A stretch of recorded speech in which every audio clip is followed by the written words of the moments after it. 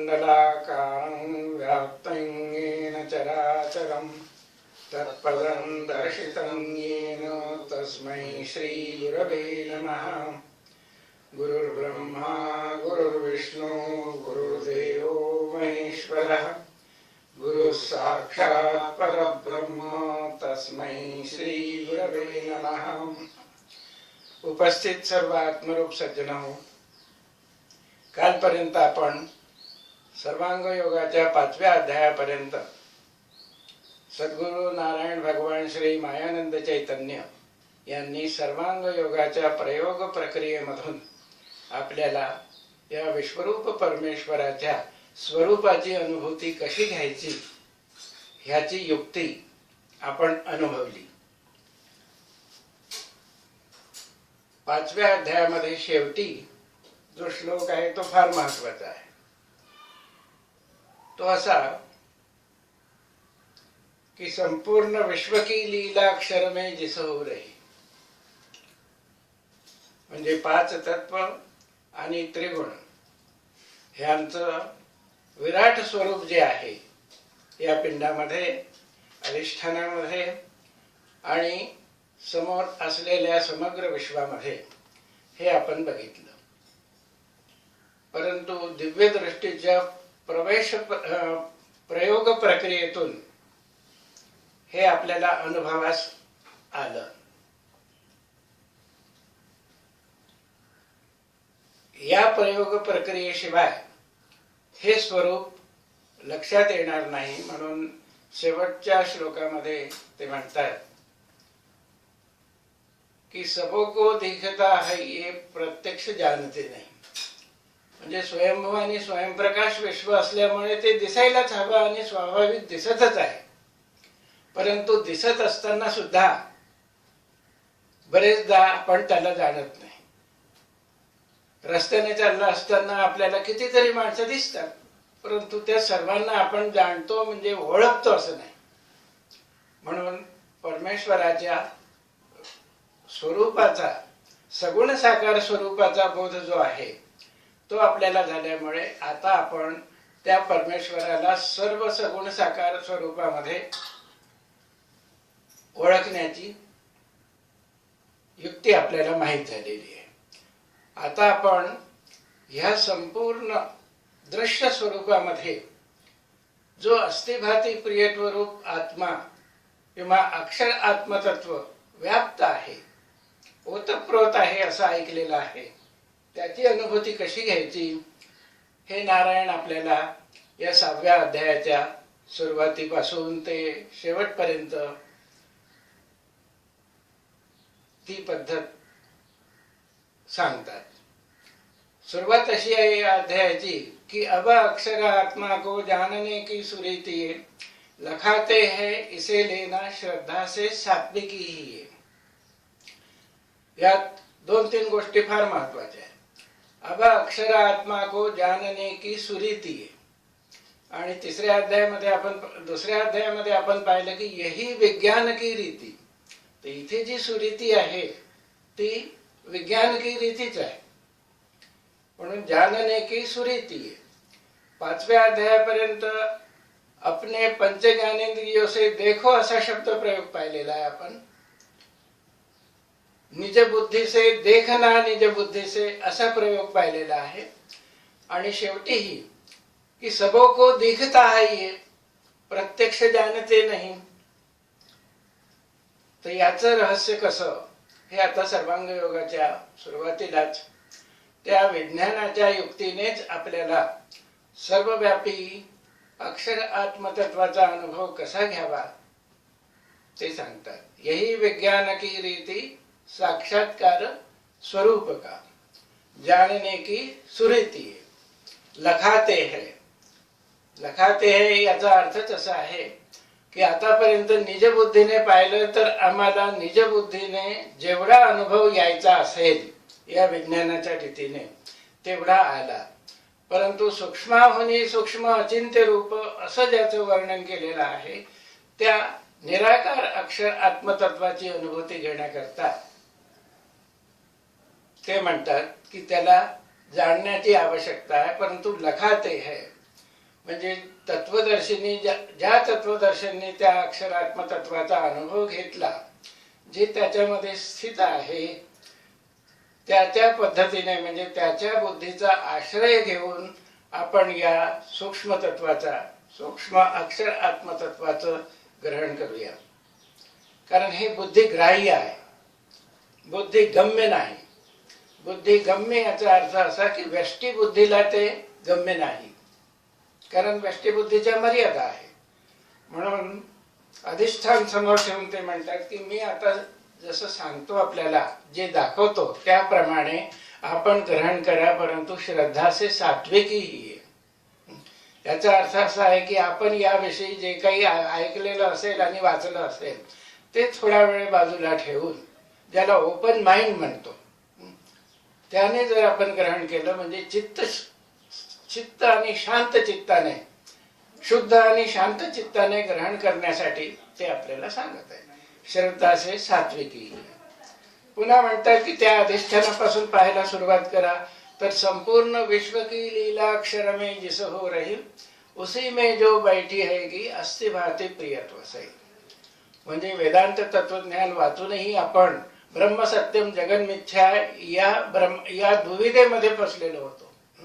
दिसणारं स्वरूप जे आहे ते परिवर्तनशील असल्यामुळे ते नाशमान आहे आणि मिथ्या आहे, परंतु आत्मतत्व जे आहे ते यापेक्षा निराळ आहे आणि ते अविनाशी आहे. ते इंद्रियांना दिसणार नाही, मनाच्या लक्षात येणार नाही, अशा प्रकारचं आपण वाचलेलं आहे.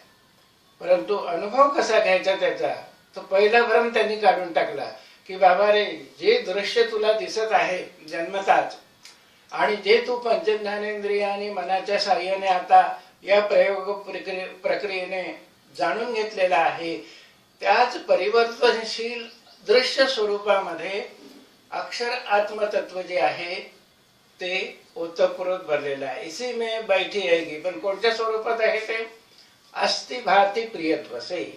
आता अस्ति भाती प्रियत्व हे शब्दच आपल्याला माहित आहे, त्याचा अनुभव ते पुढे बसला. म्हणून त्यांनी संदर्भ दिला वेदो के नेतिका शेष. तर वेद म्हणजे श्रुती, ऋग्वेद, यजुर्वेद, सामवेद, अथर्ववेद ह्या सर्व संहितांमध्ये आपल्याला हे शब्द सापडतील. वेदो के नेतिका शेष असं का म्हटलेलं आहे? कारण शब्दाने आपण ऐकून मानतो आणि त्याप्रमाणेच चालतो. शेष काय राहिलं की एखाद्या गोष्टीबद्दल आपण ऐकतो, ऐकल्यानंतर श्रद्धा असल्यामुळे तसंच मानतो आणि पाहतो, परंतु शेष जो भाग आहे जाणण्याचा तो आता इथून सुरुवात होतो. वेदो के नेतिका शेष वस्तू की उपलब्धी हो. हे समजून घेण्यासाठी आपल्याला भगवद्गीतेमध्ये भगवान श्रीकृष्णाने नेमकं जो दिव्यम ददामि ते चक्षु म्हटलेलं आहे त्याचं रहस्य या ठिकाणी भगवान उलगडत आहे. अर्जुनाचा प्रश्न आहे की हे भगवंता, आतापर्यंत तुम्ही जे वर्णन केलेलं आहे 10व्या अध्यायापर्यंत तुमचं योग ऐश्वर्य ते मी प्रत्यक्ष पाहू इच्छितो. आणि तो श्लोक कसा आहे? दर्शय आत्मानम अव्ययम. त्या अव्यय आत्म्याचं मला दर्शन घडवा. परंतु भगवान श्रीकृष्ण हे पुरुषोत्तम पदामध्ये स्थित असल्यामुळे त्या पदामध्ये व्यय आणि अव्यय हे शब्दच नाही, कारण समग्र एकच अखंड वस्तू असून त्या वस्तूच्या अनुभवामध्ये योगेश्वर स्थित आहे. म्हणून काय की हा प्रश्न आल्याबरोबर भगवान श्रीकृष्णाचं लगेच उत्तर आहे पश्यमे पार्थ रूपाणी शतशोत सहस्रशः. म्हणजे काय की इतकी सहज उपलब्धी आहे त्या वस्तूची की हे अर्जुना, तू जे अक्षर आत्मस्वरूप पाहण्याची इच्छा करतो ते अगदी सहजच उपलब्ध आहे सर्वत्र. म्हणून पश्यमे पार्थ रूपाणी शतशोत सहस्रशः असं करून अव्यय आत्मरूप दाखवा असा प्रश्न असताना व्यय म्हणजे परिवर्तनशील क्षर स्वरूपाकडे भगवान का बोट दाखवतात, सुरुवात करतात, याचं रहस्य इथे लक्षात येईल. ते पुढे सर्वांग योग हा स्पष्ट करत आहे. वस्तु की उपलब्धि हो उसी का भास सर्वत्र हो रहा दृश्य मात्र नाही. म्हणजे या संपूर्ण दृश्यामध्ये ते म्हणतात की त्याचं अस्तित्व, भातित्व आणि प्रियत्व जे आहे त्या स्वरूपामध्ये सर्वत्र आपल्याला ही वस्तू उपलब्ध दिसे. हो रहा दृश्य मात्र में वो मिठास. कोणती मिठास? ही अस्तिभाती प्रियत्व रूप मिठास. जिभेची मिठास आपण क्षर स्वरूपामध्ये पाहिली, परंतु त्या मिठास, जिभेच्या मिठासामध्येही, म्हणजे फक्त जिभेची नाही तर शब्द, स्पर्श, रूप, रस, गंध, सत्व, रज, तम या आठही भावामध्ये ही मिठास अस्तिभाती प्रियत्व रूपाने ओतप्रोत आहे. उसी का भास सर्वत्र हो वो मिठास यही आत्मा है निराकार जानना. तर एक भ्रम तर आपला काढला की बाबा याला डोळे बंद करून पाहण्याचा प्रयत्न करता येत नाही, किंवा जे समोर दृश्यमान जग दिसतं, परिवर्तनशील दिसतं, ते परिवर्तनशील नसून हा आत्मा कुठेतरी आणखी वेगळा बसलेला आहे, निर्गुण निराकार. अशा प्रकारच्या भ्रमातून काढण्यासाठी ते म्हणतात की या दृश्य स्वरूपामध्येच अस्तिभाती प्रियत्वाने तो सर्वत्र आहे, ओतप्रोत आणि उपलब्ध आहे सर. परंतु अजून आपल्या लक्षात येत नाही, म्हणून ते आपल्या बुद्धीला आणखी प्रकाश देतात कि वेदों के नैतिका वस्तु की उपलब्धि हो उसी का भास सर्वत्र हो वो मिठास यही आत्मा वस्तु के स्वाद में भी हो भरी है प्रिय रूप से. आता मिठास को हुई इच्छा देखू निज स्वरूप में. आता ती मिठास सर्वत्र असल्यामुळे जाणणारा जो आहे त्याच्यामध्ये तीच मिठास आहे. आणि म्हणून जशी अर्जुनाने इच्छा व्यक्त केली होती की दर्शय आत्मानम अव्ययम, तसं भगवान म्हणतात की ते पाहायचीच जर इच्छा झाली तर कशी दिसेल ती? दिखेगा विश्व ये सारा यही उसका स्वरूप आहे. कसं समजून घ्यायचं की बघा आता हे क्षराच्या दृष्टीने आपण पाहिलं तर इथे ही अष्टधा प्रकृती किती दिसतात आपल्याला? 1 2 3 4 5 6 7 8 ही अष्टधा प्रकृती झाली. शब्द, स्पर्श, रूप, रसगंध या. परंतु बत्तासाच्या दृष्टीने पाहिलं तर 8 दिसतात, परंतु गोडीच्या दृष्टीने पाहिलं तर 8ही खड्यांमध्ये गोडी एकच आहे.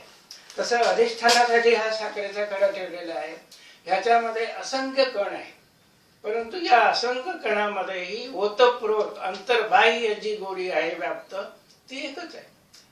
म्हणून ते अनुभव घ्यायला सांगतात की बाबा हा कण जो आहे हा वेगळा समजतो स्वतःला, जीव. तर या कणामधली गोडी आणि संपूर्ण क्षरविराट जे आतापर्यंत आपण पाहिलं त्यामधली गोडी ही एकच आहे. उसी का भास सर्वत्र हो रहा दृश्य मात्र में. तो कोणत्या स्वरूपामध्ये? की शब्द देखील आहे, तो प्रकाशमान आहे, म्हणूनच आपल्याला जाणवतो, अनुभवास येतो, आणि ते शब्दामध्येही प्रियत्व आहे. जे हे अस्तिभाती प्रियत्व शब्द, स्पर्श, रूप, रस, गंध, सत्व, रज, तम या 8ही भावांमध्ये व्याप्त आहे. आता ते कसं आहे? पण हा दृश्य भाव बदलत असताना हा निर्गुण निराकार म्हणजे अस्तिभाती प्रियत्व जे आहे हे स्थित आहे. म्हणजे चेंजिंग जे आहे त्या चेंजिंग मध्ये हे चेंजलेस कसं बसलेलं आहे तर ते म्हणतात प्रयोग करून पहा. हे बत्ताशाच्या दृष्टीने 8 दिसतात, परंतु सर्व बत्ताशे साखरेचेच आहेत. त्या दृष्टीने या विश्वामध्ये अनंत आकाश, गंगा, प्राणी मात्र वगैरे 4 खाणी 4 वाणी याच्यामध्ये जे दिसत आहे त्या सर्वांमध्येही एकच अक्षर आत्मतत्व आहे, ते अविनाशी आहे. म्हणून कितीही परिवर्तन विश्वामध्ये दिसणाऱ्या दृश्य स्वरूपामध्ये झाली तरी परंतु अस्तित्वाचा विनाश होत नाही. अस्ति जायते वर्धते विपरिवर्तते अपक्षीयते विनश्यती या सर्व स्टेजेस म्हणून गेल्यानंतरही शेवटी अस्ति आहे. इथे आपल्याला आपलं स्वरूप जे उत्पत्ती स्थिती लय या 3 बिंदूमध्येच फिरताना दिसत होतं, तर आपल्याला बोध झाला की नाही, हे विराट चक्र ज्या शक्तीने फिरते ती अस्थिभाती प्रियत्व रूप शक्ती जी आहे ती नेत्राने जरी दिसत नसली तरी पण बुद्धीचा नेत्र प्रकाशित झाल्यानंतर दिसत आहे की ती अस्थिरूप आहे. म्हणून ती स्वयं प्रकाश असल्यामुळे आता अस्तित्वाचा आरंभ कुठे झाला हे सांगता येईल का नाही, म्हणून याला स्वयंभू म्हटलेलं आहे.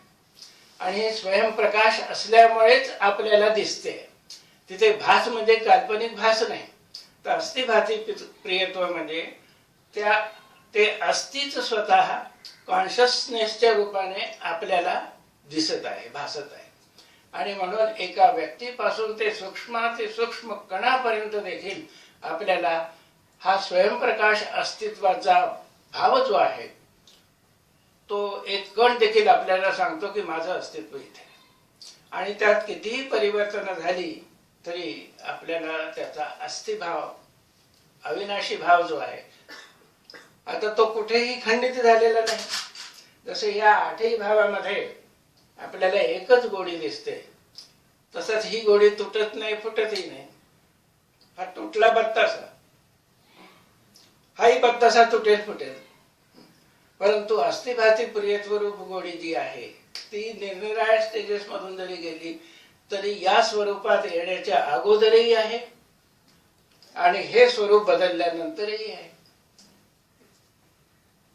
म्हणून त्यांनी सांगितलंय त्या ठिकाणी, प्रत्यक्ष सांगितलंय की बाबा जन्म जीवन मृत्यू हे जे चक्र क्षरामध्ये चाललेलं आहे त्याच्या अतीत म्हणजे त्रिगुणातीत हा सूक्ष्म भाव जो आहे तो आपल्या लक्षात आणून देत आहे. म्हणून बुद्धीने याचा निश्चय केल्यानंतर उसी का भास सर्वत्र हो रहा दृश्य मात्र में, वो मिठास यही आत्मा है निराकार जानना. म्हणजे तेच प्रियत्व आपल्याला सर्व रूपामध्ये सापडते. म्हणून निराकार याचा अर्थ ज्याला काही आकारच नाही असं नाही, तर सर्व आकारामध्ये बघा अस्थिभाती प्रियत्व आहे. कुठेही आपण एक पिन ठेवून जरी पाहिलं तरी त्या ठिकाणी देखील अस्थिभाती प्रियत्वाचा अनुभव येतो. याचंच वर्णन भगवद्गीतेमध्ये नैनम चिंतन्ति शस्त्राणि नैनम दहति पावका या प्रकारे केलेलं आहे. अजो नित्य शाश्वतोयम पुराणो न हन्यते हन्यमाने शरीरे. हा बोध झाल्यानंतर आता आपल्याला दिसू लागलं की या अधिष्ठानापासून जर पाहिलं तर आपला अविनाशी भाव जो आहे तो ह्या संपूर्ण विश्वामध्ये आपण अस्थिभाती प्रियत्वाने भरलेला आहोत, व्यापलेला आहोत. ब्रह्मांडात समग्र मीच भरलो ब्रह्मांड माझ्यामध्ये, हा अनुभव येऊ लागला या ठिकाणी. आणि माझ्या मागे जो जन्म मृत्यूचं चक्र लागलं होतं ते आता बुद्धीचा निश्चय जर झाला असेल तर आपण त्या चक्रातून, जन्म मृत्यूच्या चक्रातून मुक्त झालो म्हणजे त्याच्या पलीकडे गेलो, पाहू शकलो म्हणजे त्याचं साक्षीत्व आपल्याला आलं. म्हणून ही जी अवस्था आहे आत्मानुभवाची, अक्षरानुभवाची, ही अवस्था त्रिगुणातीत अवस्था आहे. म्हणून याला त्वमपद म्हटलेलं आहे भगवानाने की बाबा त्वमपद जे आहे ते अक्षर तत्व आहे, आपला अविनाशी भाव आहे. बुद्धि के बल से होवे अस्तित्व सिद्ध वस्तु का, आंखों से देखना चाहे दिखेगा विश्वरूप. आणि म्हणून अर्जुनाची जी इच्छा होती की मला ते अव्यय आत्मस्वरूप दाखवा, तर भगवान सहजच म्हणतात की अरे बाबा सदैव तेच उपलब्ध आहे. पश्चिमे पार्थ रूपाणी शतशोत सहस्रशा नानाविधानी दिव्यानी नाना वर्णाकृती. आंखों से देखना चाहे दिखेगा विश्वरूप ही. म्हणजे आता आमचा हा निश्चय झाला की ते आत्मतत्व जे निर्गुण निराकार बुद्धीने ग्रहण केलेलं आहे तेच स्वयंप्रकाश असल्यामुळे दृश्य झालेलं आहे आणि तेच आपल्याला सर्व रूपामध्ये प्रिय आहे.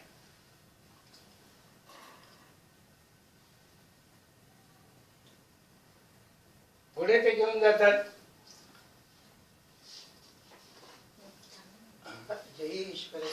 हाँ,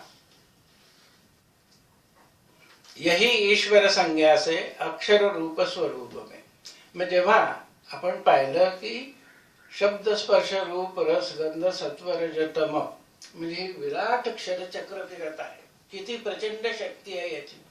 तर ही हे चक्र जे अव्याहत फिरत आहे, या चक्राला फिरवण्यासाठी शक्ती किती मोठी लागणार.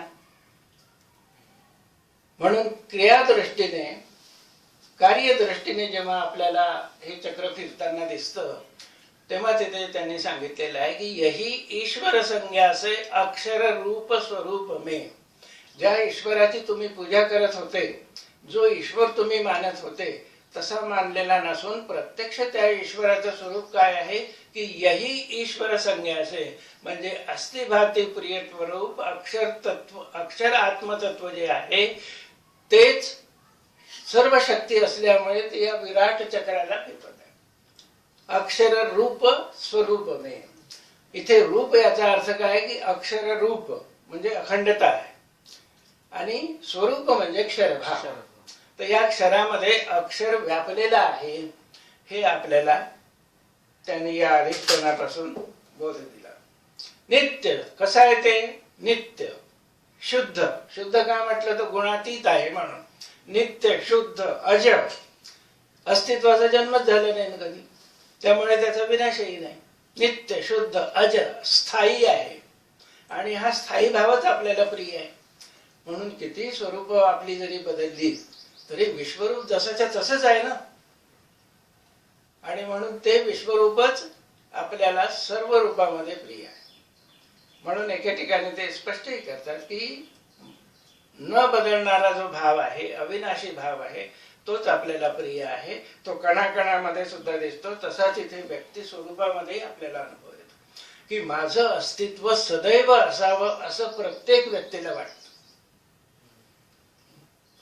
म्हणजे तो निरनिराळ्या स्टेजेस मधून जातो, परंतु मी सदैव असावे आणि सुखरूप असावे ह्या दोन इच्छा आहेत व्यक्तिमात्राच्या. तर भगवान म्हणतात की अक्षरानुभूती झाली तर ह्या दोन्ही इच्छा पूर्ण होतात. मी सदैव असावे. बघा आता तू अस्थिरूप असल्यामुळे सदैव आहेच हा निश्चय झाला, कारण आता याला आरंभ नाही मध्यही नाही. म्हणून हेच विश्वरूप हा अनादि अक्षरभाव जेव्हा अर्जुनाच्या लक्षात आला तेव्हा तो म्हणतो की तुम्हादिदेव पुरुष पुराण. तू परम अक्षर आहेस हा भाव त्याच्या बुद्धीमध्ये स्थित झाला. आणि मी सदैव असावे हा अस्तिभाती प्रियत्व रूपाचा भाव सदैव आहे. आणि कसा आहे तो पुन्हा सुखरूप असावे. म्हणजे जितकं काही ऐश्वर्य आणि सुख आहे ते माणूस कुठे शोधतोय, या दृश्य स्वरूपामध्ये शोधतोय. परंतु जेव्हा त्याच्या लक्षात येतं की हे पृथ्वीवरचं सर्व ऐश्वर्य, जगातलं सर्व ऐश्वर्य, इतकंच नव्हे तर या विश्वातलं सर्व ऐश्वर्य जे प्रगट दिसत आहे ते दुसरं तिसरं काही नसून या अक्षर आत्मस्वरूपाचंच ऐश्वर्य आहे. आणि त्याला अखंडतेचा बोध झाल्यामुळे काय म्हणेल की हे सर्व वैभव माझंच आहे. म्हणजे आतापर्यंत जीववृत्ती जे हे पाहिजे ते पाहिजे या तृष्णेच्या आणि महत्वाकांक्षेच्या मागे फिरत होती, तर त्या जीववृत्तीचं इथे पूर्ण समाधान झालं. आणि तो म्हणतो की बाबा या अल्पामध्ये समाधान नाही. किती सम्राट जरी झाला पृथ्वीचा तरी विश्वरूपाच्या दृष्टीने जर पाहिलं तर ते वैभव किती तोकडच आहे. आणि म्हणून सुखम आत्यंतिकम यत् तद्बुद्धिग्राह्यम. हे बुद्धिग्राह्य असलेलं सुख जे आहे ते अतिंद्रिय आहे. इंद्रियाचं सुख जे आहे ते थोडा काळ टिकतं. इंद्रिय म्हटल्यानंतर मनही आलं त्याचं.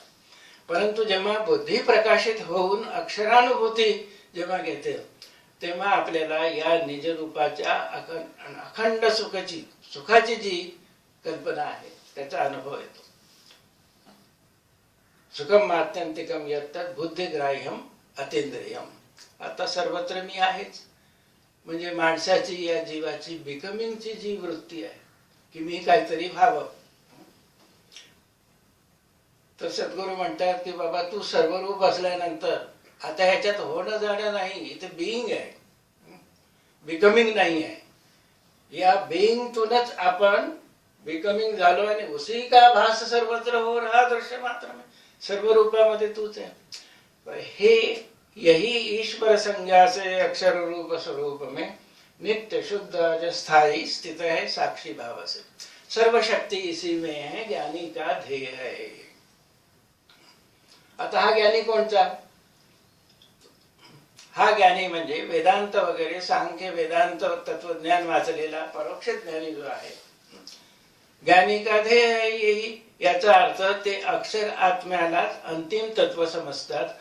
परंतु आपण आता विज्ञानाच्या दृष्टीने पाहिलं तर यात व्याप्त असलेली गोडी हा श्रेष्ठ भाव जरी असला तरी निव्वळ गोडी म्हणजे काही वस्तू नाही, परंतु त्या गोडीलाच अक्षर आत्मरूप गोडीलाच परोक्ष ज्ञानी जे आहे ते अंतिम वस्तू समजतात। म्हणून ज्ञानी का ध्येय आहे यही असं म्हटलेलं आहे। परंतु आता काय केलं, विज्ञानाच्या रीतीने सुरीतीने आपण जेव्हा जाणलं तेव्हा ज्ञानाच्या पलीकडे एक स्टेप आपण गेलो, आपण विज्ञानी झालो। विज्ञानी झाल्यामुळे आपल्याला सर्वत्र आपलं आत्मस्वरूपच दिसू लागलं। परंतु ज्ञानाला काय दिसतं? सत्य मिथ्याच्या भानगडीत पडलेला आहे ना, त्याला कुठे आत्मरूप दिसत आहे?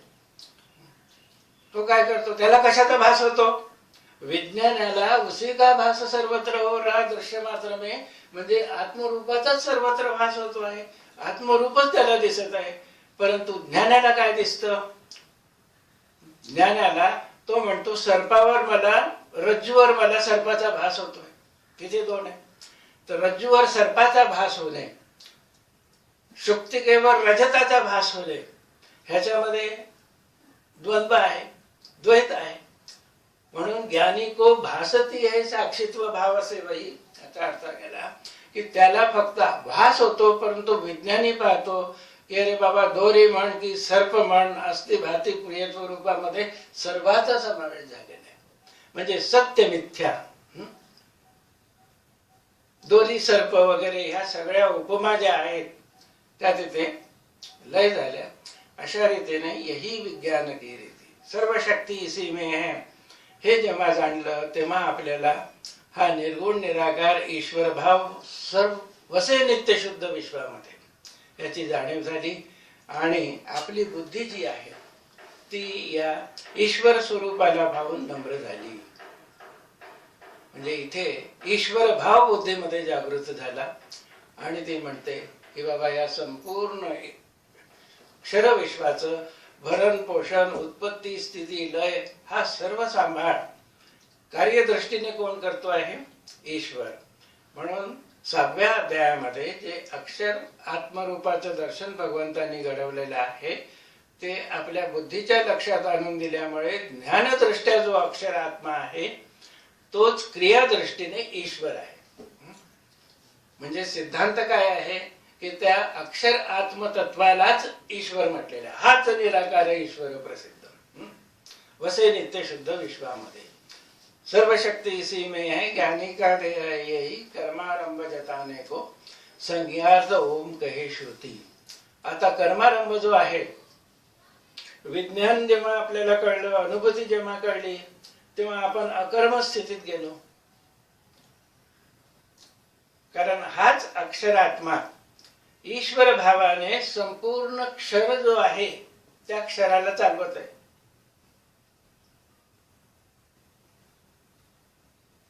परंतु अनुभव कसा येतो?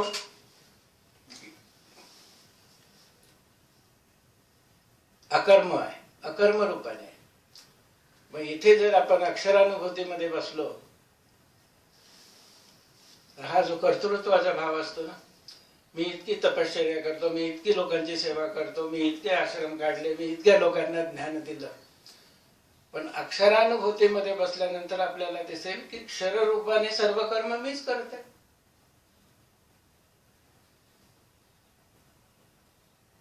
ते ईश शक्तीशी आपण एकत्र झालो ना, एकरूप झालो ना, त्याच्यामुळे काय झालं की सर्व शक्ती इसी में, म्हणजे हा त्या अक्षरानुभूतीशी अनन्य झालेला जो आहे त्याला अकर्म दिसतंय। कारण चराचर सृष्टीमध्ये संपूर्ण दिसणाऱ्या विश्वामध्ये दिसते की संपूर्ण चराचरात जे आहे, 4 वाणी 4 खाणी 4 अवस्था, हे संपूर्ण विश्व प्रेमाने आपल्या सेवेमध्ये आहे।